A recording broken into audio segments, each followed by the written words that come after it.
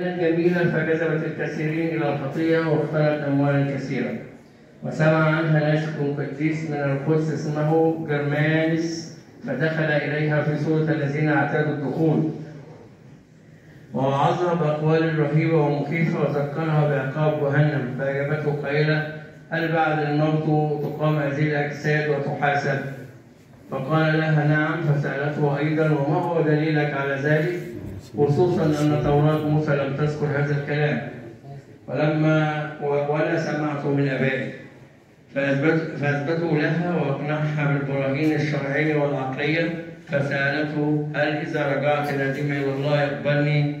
أجابها القديس: اعلمي أنك إن آمنت بالسيد المسيح وأنه جاء إلى العالم من أجل الخطاة وحمل خطايانا بصلبه عنا، ثم قدمت توبة صادقة واعتمدت، يقبلك ولا يذكر لك شيئا مما صنعتيه.